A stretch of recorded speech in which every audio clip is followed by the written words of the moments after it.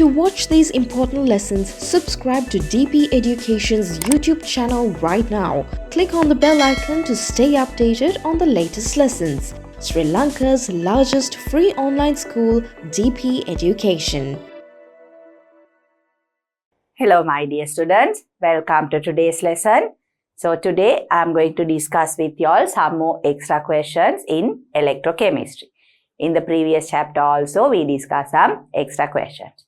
So I am sure you all will answer the questions first by yourself and then you will compare your answers with my discussion. So if we move on to the question, extra question 26. First part. Write the chemical formula of the compound formed between hydroxide ions and ferrous ions in rusting. So again related to rusting, I'm sure you all can recall all the equations. Even in the previous chapter, we discussed all these equations. So if I recall those for you all, now let's say we will write that as a note. So here you all know iron solid. It undergoes oxidation forming Fe2 plus ions, losing 2 electrons. At the same time, the other factors, that is water liquid, we need 2 water liquid plus oxygen gas, take up 4 electrons and form 4 OH minus aqueous. So here, if we take this as the first equation and this as the second equation, you can see here students, there are 2 electrons, here there are 4 electrons. So you all know we need to multiply the first equation by 2 and add it with the second equation. Then you will get the equation as 2Fe solid plus 2H2O liquid plus O2 gas plus 4 electrons giving rise to Fe2 plus aqueous, that again 2 plus 4 OH minus aqueous and 4 electrons. So 4 electrons on the either side will get cancelled off and these two together will form FeOH twice, that is ferrous hydroxide, FeOH twice solid ferrous hydroxide. But this FeOH twice further undergoes oxidation. So here we will get 2 FeOH twice. Why? There are 2 Fe2 plus ions and 4 OH minus ions. So you will get 2 FeOH twice. So though that 2 FeOH twice solid undergoes oxidation with oxygen gas to form Fe2O3.XH2O. Now this is what we call as rust. This is rust. Hydrated ferric oxide. In addition to that, there are 2 water molecules. So that is the further oxidation of FeOH twice with oxygen. And we get rust over there. I'm sure you can remember all these equations. So then, if we go back to the question, write the chemical formula of the compound formed between hydroxide ions and ferrous ions in rusting. So here, what is the equation? Ferrous ions and hydroxide ions together form FeOH twice solid. That is the chemical formula. So you don't have to write the number, only the chemical formula. Then write the balanced chemical equation for the reaction of the compound mentioned above and oxygen. That is further oxidation of this to form rust. So if we write that, so 4 FeOH twice solid plus O2 gas giving rise to 2 Fe2O3.XH H2O solid plus 2H2O liquid. So that is rust. 4FeOH twice solid plus O2 gas giving rise to 2Fe2O3.xH2O solid plus 2H2O liquid. That is the balanced chemical equation. Then the next question, write the chemical formula of rust. So here we have already written the chemical formula of rust. What is it? Fe2O3.xH2O solid. So hydrated ferric oxide. We don't know the number of H2O molecules present. That is why we use the letter X. X is to denote that there can be any number of water molecules there. So hydrated ferric oxide is rust. Is that clear, student? So here in this I recalled all the reactions. You can remember, students, Fe solid becomes Fe2 plus aqueous, losing 2 electrons. That is the anodic reaction or the oxidation half reaction. Then water 2H2O liquid plus O2 gas taking up 4 electrons, forming 4OH minus aqueous. That is the reduction or the cathodic ionic half reaction. When you multiply the first one by 2 and add it with the second reaction, you get 2Fe solid plus 2H2O liquid plus O2 gas plus 4 electrons, giving 2Fe2 plus aqueous plus 4OH minus aqueous and 4 electrons. So there, of course, the electrons get cancelled off and the 2Fe2 plus aqueous and 4OH minus aqueous together form 2FeOH twice solid. Then, when FeOH twice further gets oxidized, you all can remember, students, I wrote the equation there also. Now this should be 4OH twice solid plus O2 gas giving rise to 2Fe2O3.xH2O solid. That is rust plus there should be 2 water liquid. This is to balance the equation. We need to have 4 FeOH twice reacting with O2 gas. I'm sure you all can remember that equation, student. So that is what you have to remember. And based on this, we have answered all the questions given above. So these are the questions. We have written all the relevant answers. Then I will move on to the next question. That is extra question 27. So if we look at the extra question 27 here, an activity carried out to examine the effects of acids on rusting is shown below. So there are factors that increase the rate of rusting, that is accelerate the rusting process or decrease the rate of rusting process. So you all know salts and acids, they increase the rate of rusting, while bases decrease the rate of rusting. So here this is an activity to examine the effect of acids on rusting. To do that, we have 3 boiling tubes. In all 3 there are iron nails. So you all know again, students, when we commercially buy the iron nails, they are coated with zinc. I have repeated this over and over again. You have to soak it in dilute hydrochloric acid so that the zinc coating will dissolve off. You will get clean iron nails. So we take 3 similar clean iron nails into 3 boiling tubes. Into the first one, that is A, we take cold water. In B, we take water mixed with lime juice. And into C, we take water mixed with dilute hydrochloric acid. So lime juice also contains acid. These are citrus fruits. Usually citric acid is present. So lime juice is acidic. Then we take dilute hydrochloric acid. That of course is a strong acid. So then what do? We observe this after about a day. So in all 3 boiling tubes, you will see there is rusting. But in boiling tubes B and C, you will see that the rusting is more. So from that, we can understand that the acids present in these two boiling tubes have increased the rate of rusting. So from that we can confirm and say that acids increase the rate of rusting. So that is the activity carried out to examine the effect of acids on rusting. So let's answer the questions given below.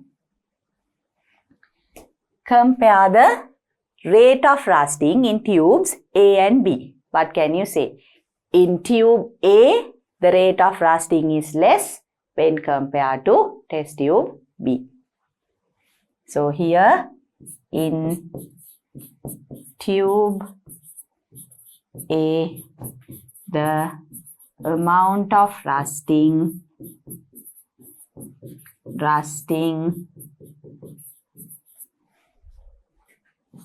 is less when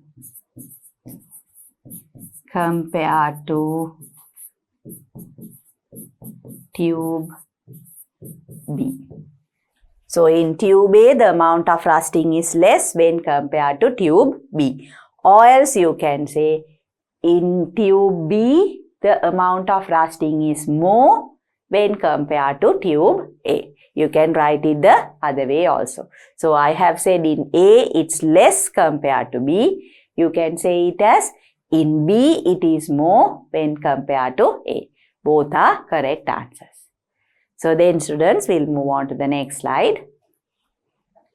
We continue with the same activity. I explained the diagram there. Second one, write the reason for your answer to part 1 above briefly. So what would you see? The reason the acid in tube B accelerates the rate of rusting.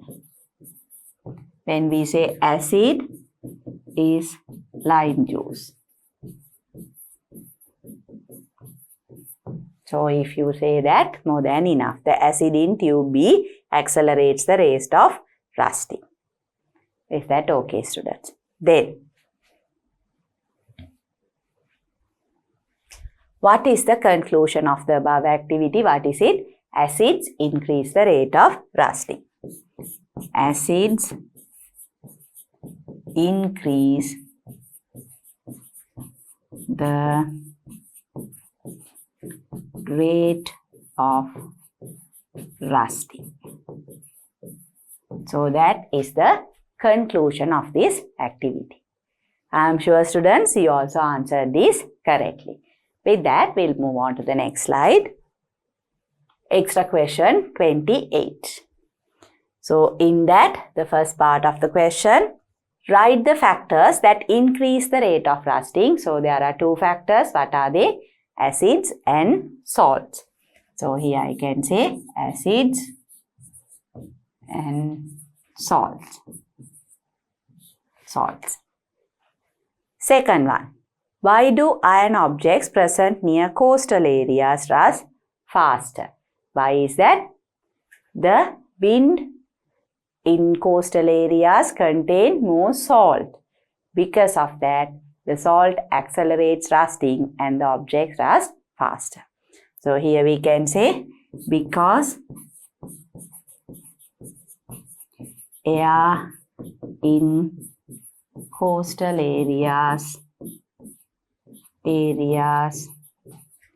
contain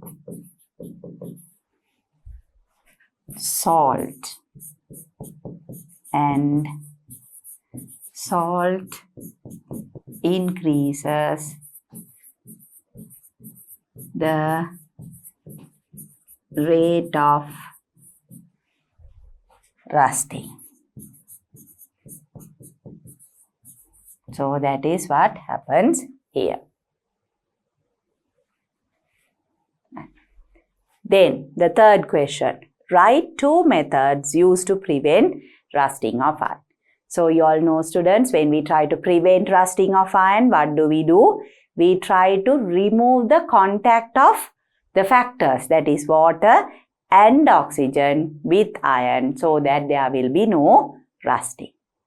Or else we try to make the iron the cathode, then also there will be no rusting. So what are the methods? When you apply paint, grease or oil on the surface of iron objects, what happens? The contact of oxygen and water vapor from air is prevented with the iron object. So because of that, there will be no rusting. Then there is another method where we do galvanizing. In galvanizing, iron objects are dipped into a bath containing liquid zinc. So there will be a zinc coating over iron. So there also it prevents the contact of oxygen and water with iron. So because of that, there will be no rusting. Another method that is known as the cathodic protection of iron or sacrificial protection of iron. There what do? We weld a piece of magnesium or zinc into a large structure that is made up of iron or steel. For example, the hull of a ship or a large bridge. So there what happens? Now you all know magnesium and zinc are above iron in the activity series. So that means they are more reactive than iron. Because of that, in the presence of water and oxygen, both magnesium and zinc will undergo oxidation compared to iron, and iron will undergo reduction, or near iron there will be reduction taking place. So therefore, iron will act as the cathode and it will be prevented from rusting. So that is why we call that method as cathodic protection or sacrificial protection. Why do we call it sacrificial protection? Because both magnesium and zinc, they act as the sacrificial electrodes. They sacrifice themselves, they undergo oxidation and protect iron from rusting. So those are the methods that are used to prevent rusting of iron. So we can write down any two methods. So here I will say apply paint, oil or grease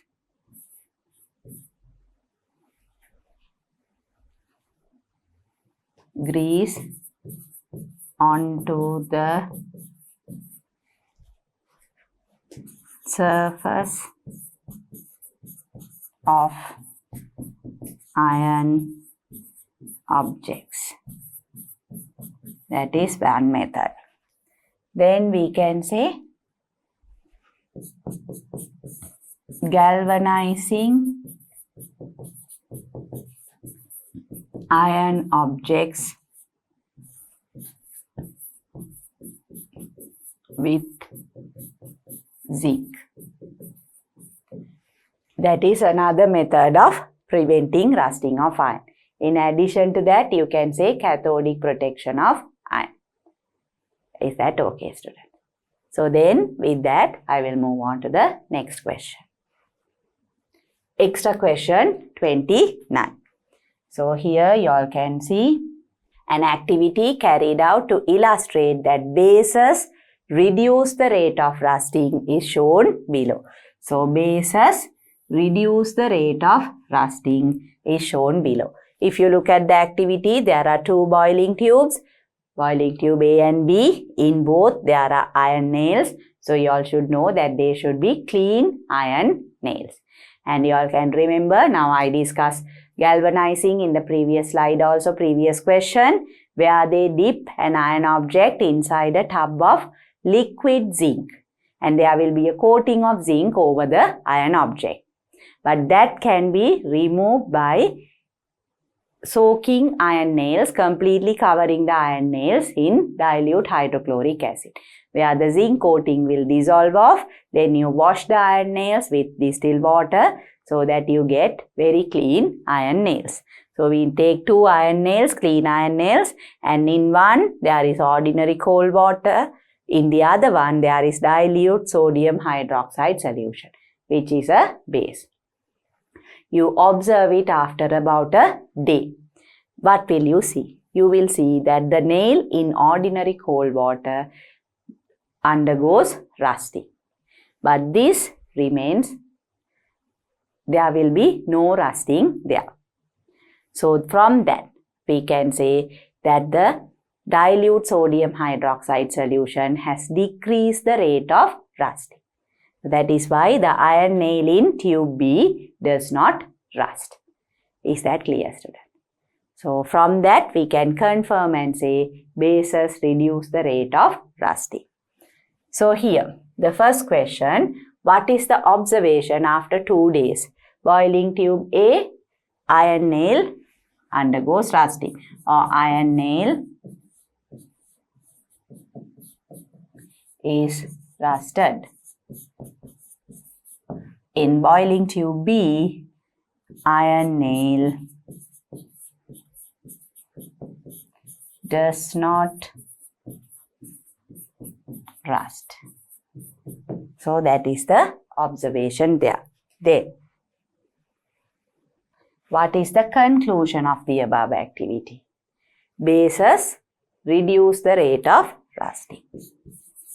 Bases reduce the rate of rusting. That is the conclusion of this activity. I am sure you can remember that. So with that, students, I will move on to the next question. Extra question 30. Now here, first we will read the question. An activity carried out to inquire into the effect of other metals on corrosion of iron is given below. So you can remember we have done this activity in the lab. So what do we do here? We take a small amount of sodium chloride, then we take phenolphthalein and potassium ferricyanide were added to approximately 250 centimeter cube of water. So we take water, into that we add sodium chloride, that is a salt. Why is that added? To provide ions that can facilitate the transport of charges, so that both oxidation and reduction reactions will take place in the agar solid medium. So that is why we add sodium chloride. Then phenolphthalein, you all know, is added to identify the presence of OH minus ions. So hydroxide ions give pink color with phenolphthalein. So that is to identify the presence of OH minus ions. And potassium ferricyanide to identify the presence of ferrous ions, Fe2 plus ions. You all know potassium ferricyanide gives blue color with Fe2 plus ions. Then what do we do? The solution was boiled and about 1 teaspoonful of agar jelly was added to it while stirring well. So why do we add agar jelly? So that the medium will become a solid, to get a solid medium. Then what do we do? 5 petri dishes were taken. Only an iron nail was placed in the first petri dish. So in the first one, only an iron nail. The strips of magnesium, zinc, copper and lead were kept in good contact with the other 4 iron nails in each of the other 4 petri dishes. So in the first one, now here you can look at the diagram. In this first one, there is only iron nail in the agar medium. 2, 3, 4, 5 in 2 iron and magnesium, 3 iron and zinc, 4 iron and copper and 5 iron and lead in good contact with each other. The hot gel medium was added to all the 5 dishes so that the nail in each was fully covered. So everything is covered with the hot jelly medium. They were allowed to cool and then observed after about 1 hour. After 1 hour, you will get the observation. The observations are given below. So what do you see here? In the first petri dish, pink color, you can see what is denoted at black is the appearance of blue color. So in the first one, you can see both pink color and blue color around iron nail. What does that confirm? Pink color says there is OH minus ions. If there is blue color, that means there are Fe2 plus ions. So the rusting process has occurred in the first Petri dish. In the second and third one, you only see the pink color regions near the iron nails. So that means there are OH minus ions formed near the iron nails. So you all know OH minus ions are formed during the cathodic half reaction or the reduction half reaction. So here iron acts as the cathode. So obviously both magnesium and zinc will act as the anode in the respective Petri dishes. Then if you take the fourth and fifth ones, here you can see near the iron nail there is the blue color region. That means there are Fe2 plus ions because potassium ferricyanide gives blue color with Fe2 plus ions. So here in both these Petri dishes, iron has undergone oxidation. During oxidation, Fe2 plus ions are formed. So iron acts as the anode. Then near copper here and lead there, you see the pink color region. That means OH minus ions have been formed. So reduction, that is the reduction of water and oxygen to give OH minus ions, have occurred near copper and near lead there. So that means both copper and lead act as the cathode, while iron in both the Petri dishes acts as the anode. This is to understand how different metals affect rusting. And you all know, students, both magnesium and zinc are less reactive than iron because they are above iron in the activity series. So they act as the anode and iron is protected being the cathode. But in these two instances, copper and lead, they are less reactive than iron. They are below iron in the activity series.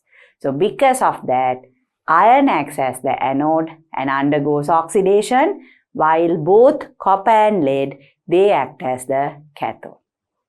So this is how different metals influence rusting of iron. I am sure you all can remember this activity and the observation. So now let's answer the questions related to this. The first one. So you can see the activity, the observation here. Questions related to that. What is the purpose of using phenolphthalein in the activity? What is the purpose?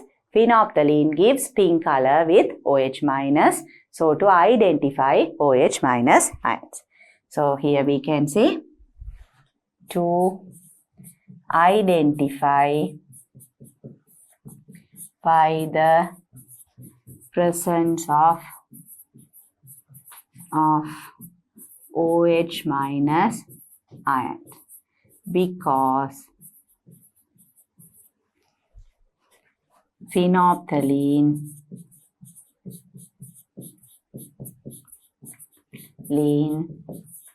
gives pink color with OH minus ions. So that is the reason why we use phenolphthalein. Then the second one, why was potassium ferricyanide added to the mixture? This is to identify the presence of Fe2 plus ions. To identify the presence of Fe2 plus ions because potassium ferricyanide gives blue color with Fe2 plus ions. So that is why we use potassium ferricyanide. Then, so here you can see, students, in these pink color to denote the presence of OH minus. So in this you know it's with iron. In these two also 2 and 3 near iron OH minus, but in 4 and 5 near copper and lead respectively. At the same time, you know in the first one there is Fe2 plus ions. Second and third one there are no Fe2 plus ions. Fourth and fifth Petri dishes again there are Fe2 plus ions. So the reason why we add phenolphthalein and potassium ferricyanide. Then what can you conclude from the observation near the iron nail in Petri dishes 2 and 3? In 2 and 3, what is the observation? Pink color near iron nails. That means OH minus ions are formed near iron nail. So that is due to the reduction reaction. So that means iron acts as the cathode. So here we can say there is pink color near iron nail. This confirms the presence of OH minus ions produced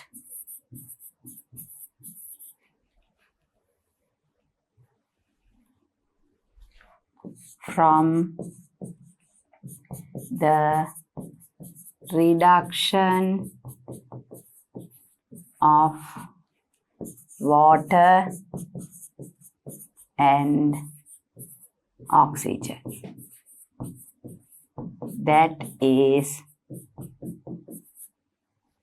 iron acts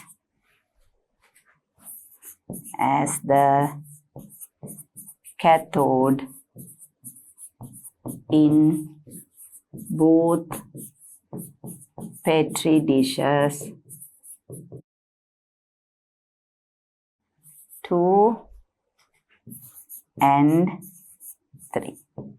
So that is what you can conclude from the observations in Petri dishes 2 and 3, that iron acts as the cathode. That is the important part. So I will just underline that. If you are going to write a very short answer, this is the explanation. So if it is only the conclusion, you can say iron acts as the cathode in both Petri dishes 2 and 3. That is very important. With that, students, I'll move on to the next slide where we continue with the questions. Part 4. Write the half ionic equations for the reactions near magnesium and zinc in Petri dishes 2 and 3. Write the half ionic equations for the reactions near magnesium and zinc. So you need to write the oxidation of both magnesium and zinc. So what happens to magnesium? Magnesium solid becomes Mg2 plus aqueous, losing 2 electrons. The same way, zinc solid becomes zinc 2 plus aqueous, losing 2 electrons. Those are the oxidation reactions. Then the fifth one. Write the half ionic equations for the reactions near the iron nail in Petri dishes 2 and 3. What is the half ionic reaction near iron nail? There, iron nail does not undergo oxidation. Instead, water and oxygen together get reduced near the iron nail. It is the cathodic half ionic equation or the reduction half ionic equation.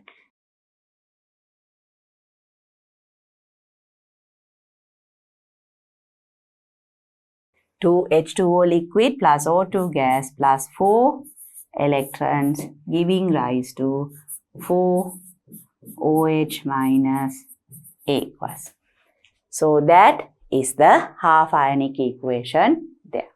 Although it says write the half ionic equations in both 2 and 3, it is the same reaction. So you don't have to write it twice. Then The next one. What can you conclude from the observation near the iron nail in Petri dishes 4 and 5? Near the iron nail, there is the formation of blue color. So that means Fe2 plus ions are there. So therefore, you can conclude and say iron has undergone oxidation forming Fe2 plus ions. So there. If we write the answer in 4 and 5, the blue color is due to the Fe2 plus ions with potassium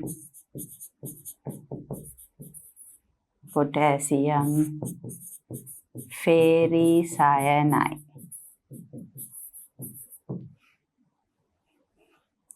That means iron has undergone oxidation to form Fe2 plus ions. That is,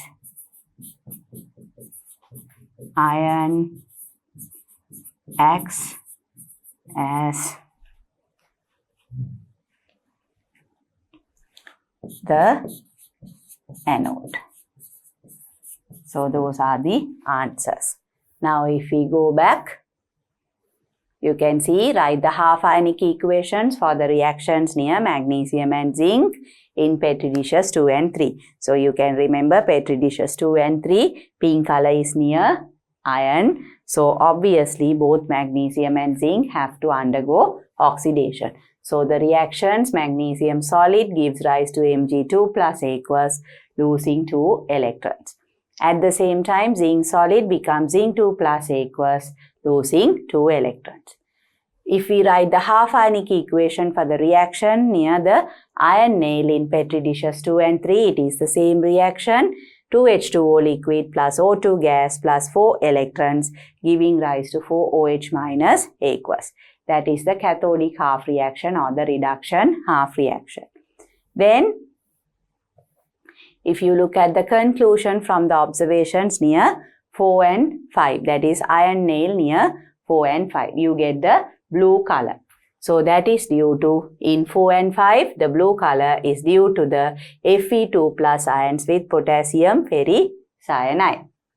That means iron has undergone oxidation to form Fe2 plus ions. That is, iron acts as the anode. I'm sure you all were able to answer them. We'll move on to the next slide where we continue with the same question. So here, the 7th one. Write the half ionic equations for the reactions near the iron nail in Petri dishes 4 and 5. So here already I explained to you all, iron undergoes oxidation. So iron solid becomes Fe2 plus aqueous, losing 2 electrons. So this is the same reaction taking place in both Petri dishes 4 and 5. Iron solid losing 2 electrons to form Fe2 plus aqueous. Oxidation half reaction or the anodic half reaction. Then, what can you conclude from the observation near copper and lead in Petri dishes 4 and 5 respectively? Copper and lead, there is pink color. Both copper and lead act as the cathode where water and air reduce to form OH minus ion.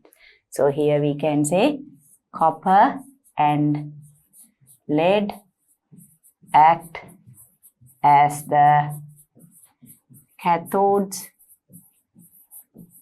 where H2O and O2 get reduced and form OH minus ions that give pink color with phenolphthalein.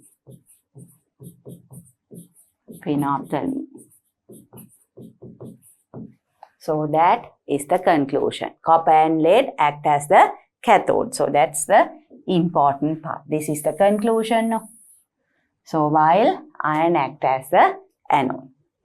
Write the half ionic equations for the reactions near copper and lead in Petri dishes 4 and 5 respectively. We have written the same equation before also, but I will write it again here so that you will remember. For these students, I will write the answer below so that I can write it as a continuous equation. So we have 2 water molecules, H2O liquid plus O2 gas plus 4 electrons giving rise to 4OH minus aqueous. That is the reduction reaction. The half ionic equations for the reactions near copper and lead. This OH minus gives pink color with phenolphthalein there. Is that clear, students? So then I will move on to the next question. So before that, you can see the answers to all the questions here. Then, part 10. What is the protection given by magnesium and zinc to iron against rusting in the above activity? It is cathodic protection or sacrificial protection. I will write both the names here. Cathodic protection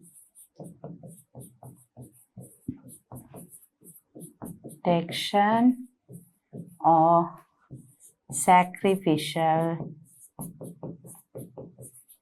protection. Cathodic protection or sacrificial protection. Why? Because both magnesium and zinc act as the anode and cathode is the iron. So it is cathodic protection. Then the 11th one, write 2 instances where the method mentioned in part 10 above is used. Cathodic protection, like I said, galvanizing of iron nails. There a coat of zinc is there over iron nails. Even if it gets scratched, it doesn't matter. Zinc acts as the anode, iron acts as the cathode. So it is prevented from rusting. Not only iron nails, any object. The same way, welding of a block of magnesium or zinc into a structure made up of iron or steel. Magnesium or zinc acts as the anode. So iron is protected. So those are 2 instances. We can write them here.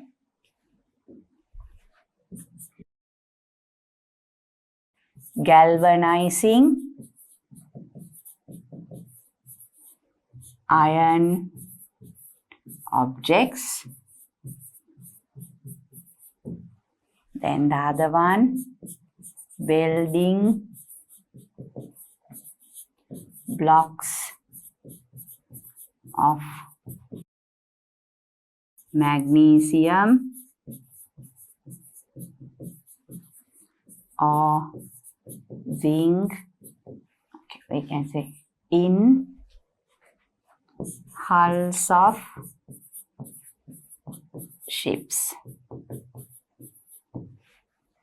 So those are 2 instances where the cathodic protection is used.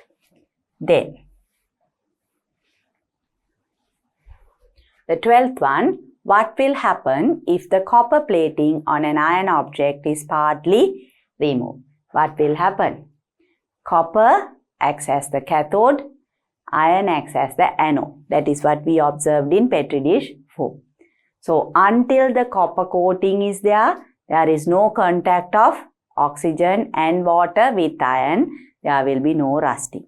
But once the copper plating on an iron object is partly removed, then of course iron is exposed to water and air. At the same time, copper will be the cathode and iron will become the anode, which will accelerate the rate of rusting. So that is what will happen. What will happen if copper plating on an iron object is partly removed? Then copper will act as the cathode while iron becomes the anode and undergoes rusting. The rate of rusting will be higher. So that is what happens there. Then copper will act as the cathode while iron becomes the anode and undergoes rusting. And the rate of rusting will be higher than normal. So okay students. So from these questions I am sure you all can remember and you all have a good understanding of all the reactions taking place during rusting as well as how the different metals affect rusting. So from that, the cathodic protection or the sacrificial protection and how some of the metals can accelerate the rate of rusting. So with that students, I am going to end this chapter and in the next chapter also I will discuss some more extra questions with you. To watch these important lessons, subscribe to DP Education's YouTube channel right now. Click on the bell icon to stay updated on the latest lessons. Sri Lanka's largest free online school, DP Education.